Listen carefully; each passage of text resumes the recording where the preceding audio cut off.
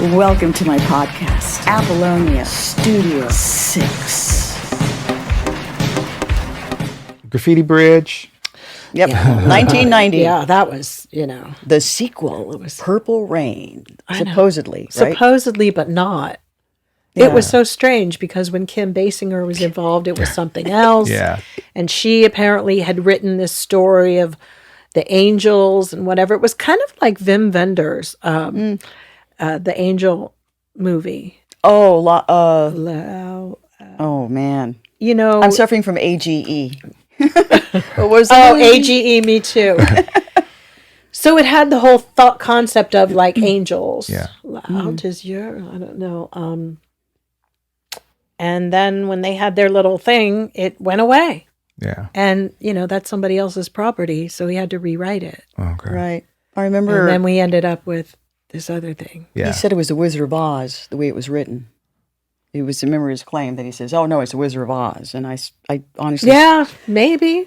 Yeah, no, it wasn't. But it was there was always like an angel of good and bad. He always played with those elements of good girl, bad girl. Maybe that was his internal, clock. Yes, no, maybe, I'm good, I'm bad. And also with women. I think he projected that a lot on certain women were good and some women were bad. Mm-hmm. Yeah. And, God forbid you get the stamp. Yeah. Yeah. Yeah. Mm. So you're seen stealing. Was I crying again? This is Graffiti Bridge.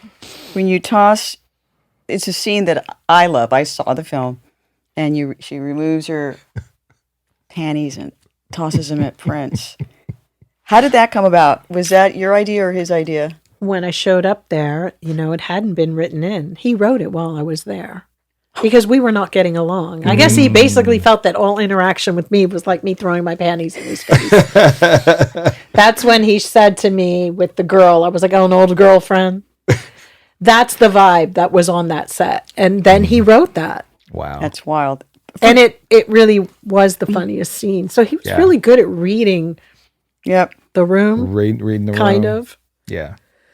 I have one more question, and then we're going to get to after this Prince period. Okay. Yeah, she's like, thank you, please. Next. What was the moment when you said, I'm out? I'm out. Probably Graffiti Bridge was like, I'm done. Okay. I just I couldn't relate to anybody there. It was 1990. Yeah, and time had passed, and I had been to Europe. I'd been living in France. I'd been back and forth, and, I jumped through hoops, and I had been taking classes so much I could have joined the freaking Olympics because I was doing dressage at that point. It was like, good God, aren't you a singer? What are you doing? And Prince was paying for it. It just became like, we squandered so much time for what? I don't know what I was waiting for, and I don't know why he was so hell-bent on me waiting. But it really shifted when there were relationships I had along the way, boyfriends, things. And he would pull his card at times. I would be in Europe and he would be there and then call at 2. I want you to come over. We have to have a meeting. And I was like, a meeting at 2 a.m.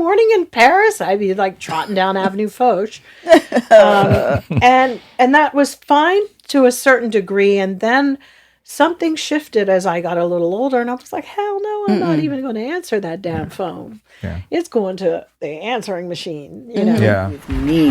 Welcome to my podcast, Apollonia Studio 6.